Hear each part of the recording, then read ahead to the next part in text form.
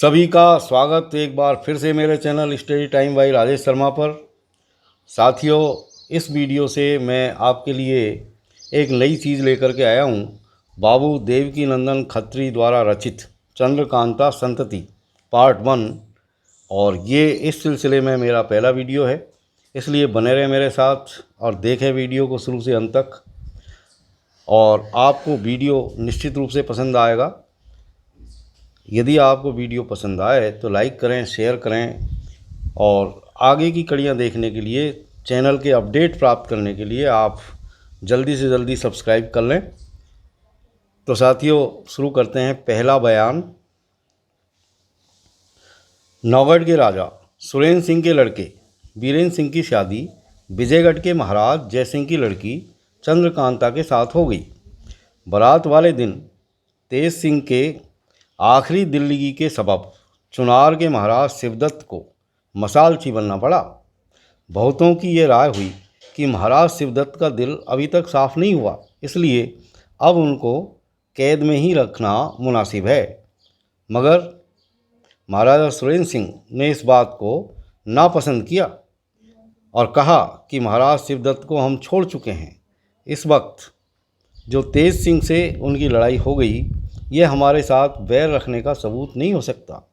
आखिर महाराज शिवदत्त क्षत्रिय है। तब तेज सिंह उनकी सूरत बन बेइज्जती करने पर उतारू हो गए, तो ये देखकर भी वे कैसे बर्दाश्त कर सकते थे। मैं ये भी नहीं कह सकता कि महाराज शिवदत्त का दिल हम लोगों की तरफ से बिल्कुल साफ़ हो गया है, क्योंकि अगर उनका दिल साफ़ हो जाता है तो इस बात को छिपाकर रखने के लिए आने की ज़रूरत क्या थी। तो भी ये समझकर कि तेज सिंह के साथ इनकी ये लड़ाई हमारी दुश्मनी के सबब नहीं कही जा सकती, हम फिर इनको छोड़ देते हैं। अगर अब भी ये हमारे साथ दुश्मनी करेंगे तो क्या हर्ज है, ये भी मर्द है और हम भी मर्द है, देखा जाएगा। महाराज शिवदत्त फिर छूट कर न मालूम कहाँ चले गए। बीरेंद्र सिंह की शादी होने के बाद महाराज सुरेंद्र सिंह और जयसिंह की राय से चपला की शादी तेज सिंह के साथ और चंपा की शादी देवी सिंह के साथ हो गई। चंपा दूर के नाते में चपला की बहन होती थी। बाकी सब अय्यारों की शादी हुई भई थी। उन लोगों की घर गृहस्थी चुनार ही में थी। अदल बदल करने की ज़रूरत नहीं पड़ी, क्योंकि शादी होने के थोड़े ही दिन बाद बड़े धूमधाम के साथ कुंवर बीरेंद्र सिंह चुनार की गद्दी पर बैठाए गए और कुंवर छोड़ राजा कहलाने लगे। तेज सिंह उनके राज दीवान मुकर्रर हुए और इसलिए सब अय्यारों को भी चुनार में ही रहना पड़ा। सुरेंद्र सिंह अपने लड़के को आंखों के सामने से हटाना नहीं चाहते थे। लाचार नौगढ़ की गद्दी फतेह सिंह के सुपुर्द करके वे चुनार ही रहने लगे। मगर राज का काम बिल्कुल बीरेंद्र सिंह के जिम्मे था। हाँ, कभी कभी राय दे देते थे। तेज सिंह के साथ जीत सिंह भी बड़ी आज़ादी के साथ चुनार में रहने लगे। महाराज सुरेंद्र सिंह और जीत सिंह में बहुत मोहब्बत थी और यह मोहब्बत दिन दिन बढ़ती गई। असल में जीत सिंह इस लायक थे कि उनकी जितनी कदर की जाती थोड़ी ही थी। शादी के 2 बरस बाद चंद्रकांता को लड़का पैदा हुआ। इसी साल चपला और चंपा को भी लड़का पैदा हुआ। इनके 3 बरस बाद चंद्रकांता ने दूसरे लड़के का मुख देखा। चंद्रकांता के बड़े लड़के का नाम इंद्रजीत सिंह और छोटे का नाम आनंद सिंह, और चपला के लड़के का नाम भैरव सिंह, और चंपा के लड़के का नाम तारा सिंह रखा गया।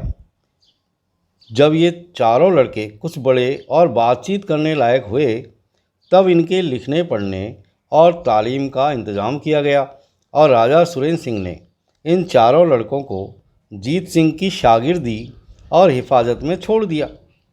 भैरव सिंह और तारा सिंह अय्यारी के फन में बड़े तेज और चालाक निकले। इनकी अय्यारी का इम्तिहान बराबर लिया जाता था। जीत सिंह का हुक्म था कि भैरव सिंह और तारा सिंह कुल अय्यारों को, बल्कि अपने बाप तक को धोखा देने की कोशिश करे, और इसी तरह पन्ना लाल वगैरह अय्यार भी उन दोनों लड़कों को भुलावा दिया करें। धीरे धीरे ये दोनों लड़के इतने तेज और चालाक हो गए कि पन्नालाल वगैरह की अय्यारी इनके सामने दब गई। भैरव सिंह और तारा सिंह, इन दोनों में चालाक ज़्यादा कौन था इसके कहने की कोई ज़रूरत नहीं, आगे मौका पड़ने पर आप ही मालूम हो जाएगा। हाँ, इतना कह देना ज़रूरी है कि भैरव सिंह को इंद्रजीत सिंह के साथ और तारा सिंह को आनंद सिंह के साथ ज़्यादा मोहब्बत थी। चारों लड़के होशियार हुए, अर्थात इंद्रजीत सिंह, भैरव सिंह और तारा सिंह की उम्र 18 वर्ष की और आनंद सिंह की उम्र 15 वर्ष की हुई। इतने दिनों तक चुनार राज्य में बराबर शांति रही, बल्कि पिछली तकलीफ़ें और महाराज शिवदत्त की शैतानी एक स्वप्न की तरह सभी के दिल में रह गई। इंद्रजीत सिंह को शिकार का बहुत शौक़ था। जहाँ तक बन पड़ता वे रोज़ शिकार खेला करते थे। एक दिन की किसी बन रखे ने हाजिर होकर बयान किया। अब यहाँ पर बन रखे का मतलब क्या होता है? एक ऐसा नौकर जो जंगलों की हिफाजत करता है, उसे बन रखे कहते हैं। इन दिनों फलाने जंगल की शोभा खूब बड़ी चढ़ी है और शिकार के जानवर इतने आए हुए हैं कि अगर वहाँ महीना भर टिककर शिकार खेला जाए तो न घटे और न कोई दिन खाली न जाए। ये सुन दोनों भाई बहुत खुश हुए और बाप राजा बीरेंद्र सिंह से शिकार खेलने की इजाज़त मांगी और कहा कि हम लोगों का इरादा 8 दिन तक जंगल में रहकर शिकार खेलने का है। इसके जवाब में राजा बीरेंद्र सिंह ने कहा कि इतने दिनों तक जंगल में रहकर शिकार खेलने का हुक्म मैं नहीं दे सकता, अपने दादा से पूछो, अगर वे हुक्म दें तो कोई हर्ज नहीं है। यह सुनकर इंद्रजीत सिंह और आनंद सिंह ने अपने दादा महाराज सुरेंद्र सिंह के पास जाकर अपना मतलब अर्ज किया। उन्होंने खुशी से मंजूर किया और हुक्म दिया कि शिकार गाह में इन दोनों के लिए खेमा खड़ा किया जाए और जब तक ये शिकार गाह में रहे 500 फौज बराबर इनके साथ रहे।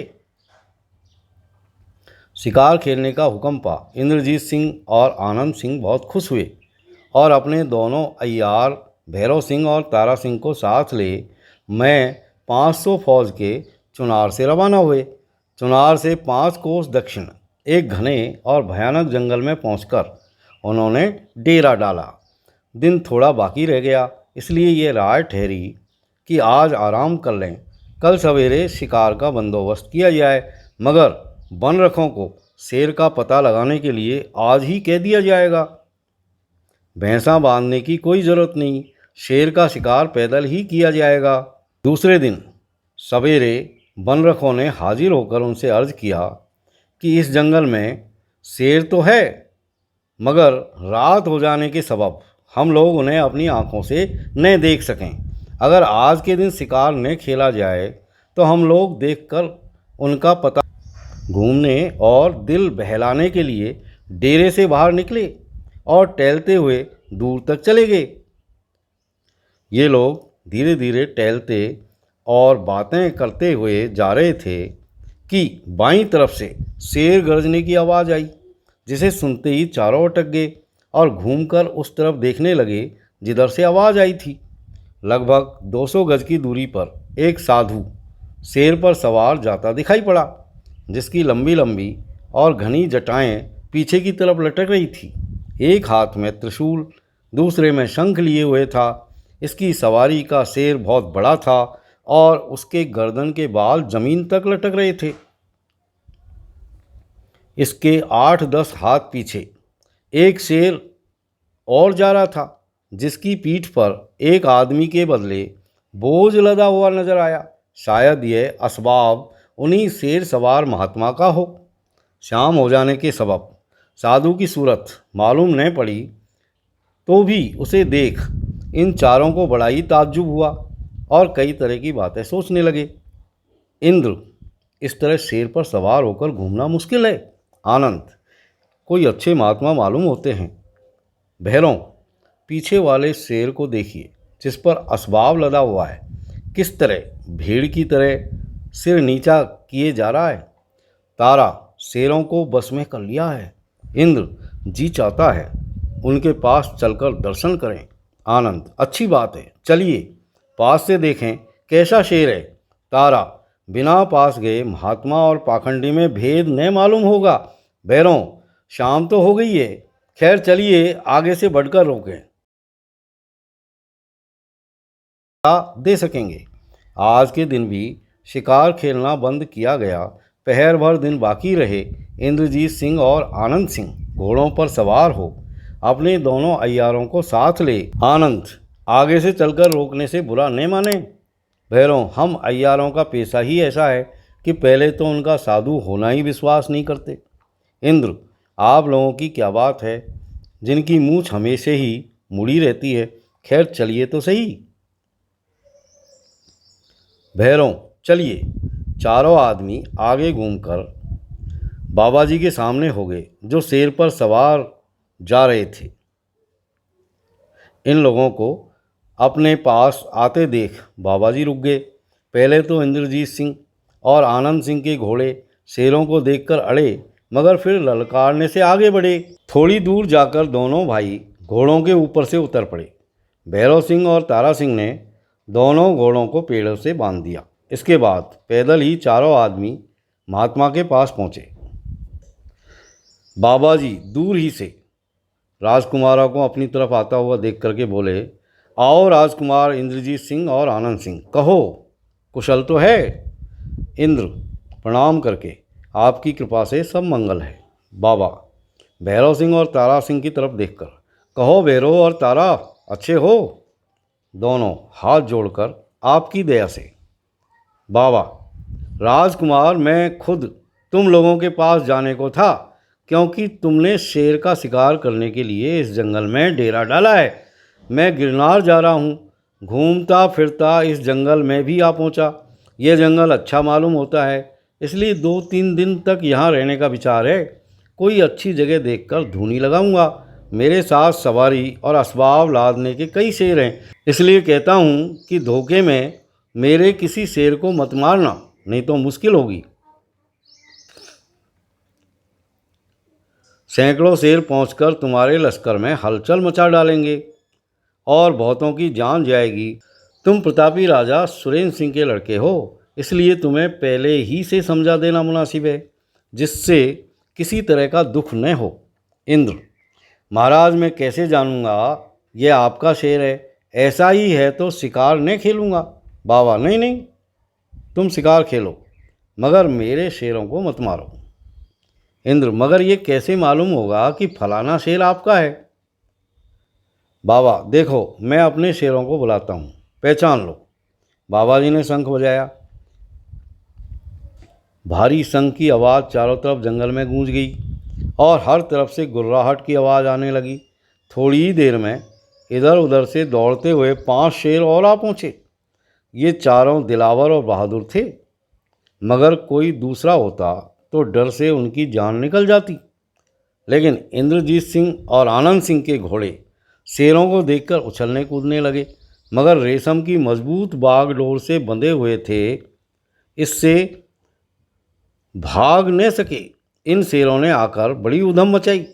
इंद्रजीत सिंह वगैरह को देख गरजने उछलने कूदने लगे, मगर बाबा जी के डांटते ही सब ठंडे हो गए। सिर नीचा करके भेड़ बकरी की तरह खड़े हो गए। बाबा देखो, इन शेरों को पहचान लो। अभी 2-4 और है, मालूम होता है कि उन्होंने शंख की आवाज़ नहीं सुनी। खैर अभी तो मैं इस जंगल में हूँ, उन बाकी शेरों को भी दिखला दूंगा। कल भर शिकार और बंद रखो। भैरों, फिर आपसे मुलाकात कहाँ होगी? आपकी धुनी किस तरह लगेगी, किस जगह लगेगी? आपकी धुनी किस जगह लगेगी? बाबा मुझे तो यही जगह आनंद की मालूम होती है। कल इसी जगह आना, मुलाकात होगी। बाबा जी शेर से नीचे उतर पड़े और जितने शेर उस जगह आए थे सब बाबा जी के चारों तरफ घूमने तथा मोहब्बत से उनके बदन को चाटने और सूंघने लगे।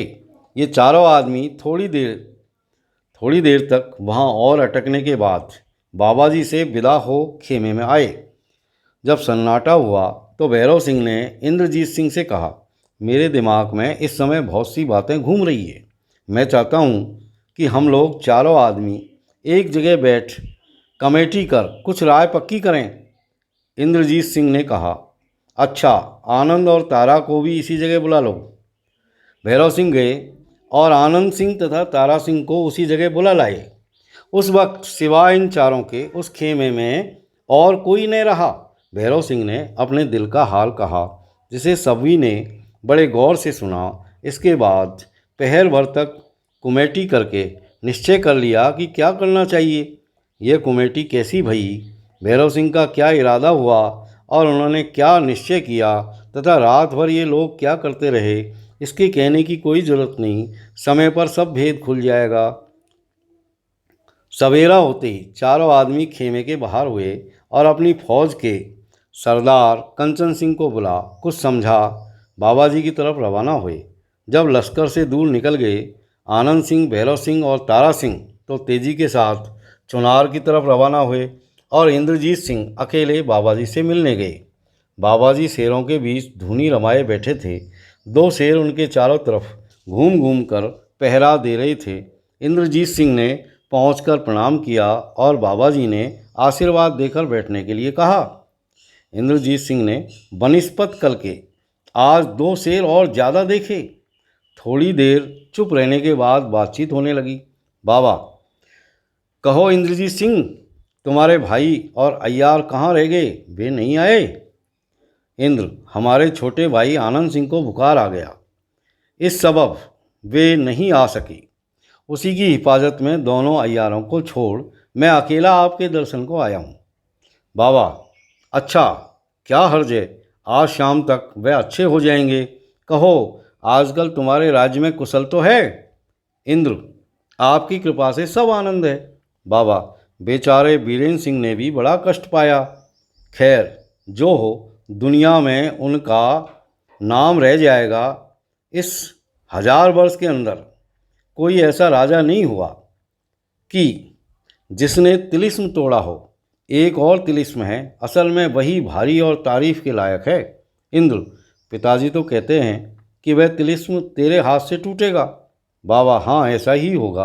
वह जरूर तुम्हारे हाथ से फतेह होगा, इसमें कोई संदेह नहीं। इंद्र, देखें कब तक ऐसा होता है। उसकी ताली का तो कहीं पता नहीं लगता। बाबा, ईश्वर चाहेगा तो एक ही 2 दिन में तुम उस तिलिस्म को तोड़ने में हाथ लगा दोगे। उस तिलिस्म की ताली मैं हूँ। कई पुश्तों से हम लोग उस तिलिस्म के दरोगा होते चले आए हैं। मेरे परदादा, दादा और बाप उसी तिलिस्म के दरोगा थे। जब मेरे पिता का देहांत होने लगा, तब उन्होंने उसकी ताली मेरे सुपुर्द कर मुझे उसका दरोगा मुकर्रर कर दिया।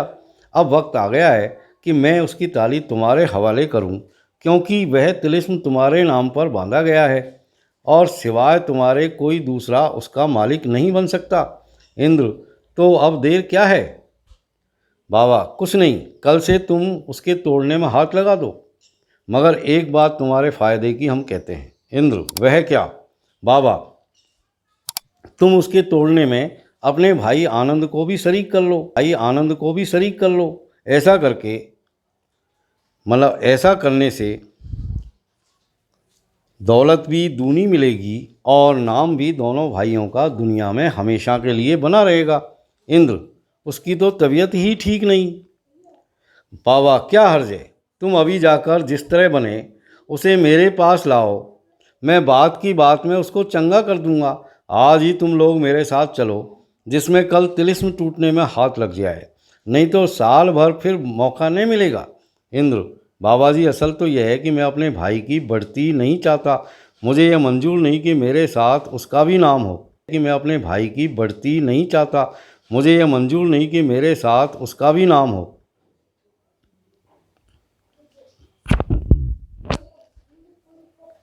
बाबा, नहीं नहीं, ऐसा नहीं सोचना चाहिए। दुनिया में भाई से बढ़कर कोई रतन नहीं है। इंद्र, जी हाँ, दुनिया में भाई से बढ़ के रतन नहीं, तो भाई से बढ़ के कोई दुश्मन भी नहीं। यह बात मेरे दिल में ऐसी बैठ गई है कि उसके हटने के लिए ब्रह्मा भी आकर समझावे बुझावे तो भी कुछ नतीजा नहीं निकलेगा। बाबा, बिना उसको साथ लिए तुम तिलिस्म नहीं तोड़ सकते। इंद्र, हाथ जोड़कर, बस तो जाने दीजिए, माफ़ कीजिए, मुझे तिलिस्म तोड़ने की ज़रूरत नहीं। बाबा, क्यों तुम्हें इतनी जिद है? इंद्र, मैं कह तो चुका हूँ कि ब्रह्मा भी मेरी राय पलट नहीं सकते। बाबा, खैर तब तुम ही चलो, मगर इसी वक्त चलना होगा। इंद्र, हाँ हाँ, मैं तैयार हूँ, अभी चलिए। बाबा जी उसी समय उठ खड़े हुए, अपनी गठड़ी मुठड़ी बांध एक शेर पर लाद दिया तथा दूसरे पर आप सवार हो गए।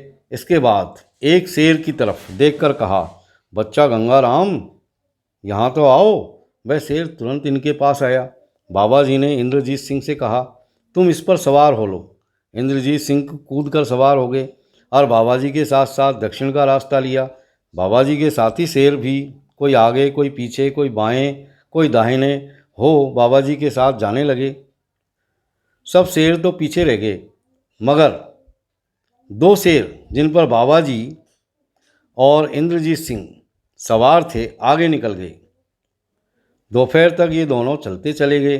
जब दिन ढलने लगा, बाबा जी ने इंद्रजीत सिंह से कहा, यहाँ ठहरकर कुछ खा पी लेना चाहिए। इसके जवाब में कुमार बोले, बाबा जी, खाने पीने की कोई ज़रूरत नहीं, आप महात्मा ही ठहरे, मुझे कोई भूख नहीं लगी है, फिर अटकने की क्या ज़रूरत है? जिस काम में पड़े उसमें सुस्ती करना ठीक नहीं।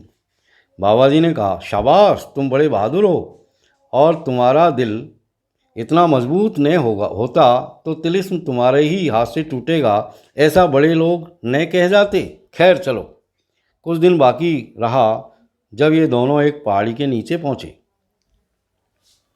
बाबा जी ने शंख बजाया। थोड़ी देर में चारों तरफ से सैकड़ों पहाड़ी लुटेरे हाथ में बर्छे लिए आते दिखाई पड़े, और ऐसे ही 20-25 आदमियों को साथ लिए पूरब की तरफ से आता हुआ राजा शिवदत्त नजर पड़ा।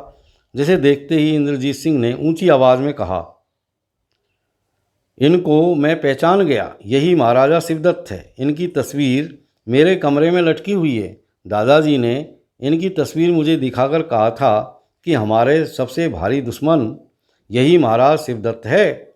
ओ फो, हकीकत में बाबा जी अय्यार ही निकले। जो सोचा था वही हुआ। खैर क्या हर्ज है, इंद्रजीत सिंह को गिरफ्तार कर लेना जरा टेढ़ी खीर है। शिवदत्त पास पहुंचकर, मेरा आधा कलेजा तो ठंडा हुआ, मगर अफसोस तुम दोनों भाई हाथ में आए। इंद्र जी इस भरोसे नहीं रहिएगा कि इंद्रजीत सिंह को फांस लिया। उनकी तरफ बुरी निगाह से देखना भी काम रखता है ग्रंथकर्ता, भला इसमें भी कोई शक है? तो प्रिय साथियों, यहाँ ये पहला बयान समाप्त होता है, और अगले वीडियो में दूसरे बयान के साथ फिर मैं आपके सामने हाजिर होऊंगा। तब तक के लिए have a nice time. Thank you very much for watching.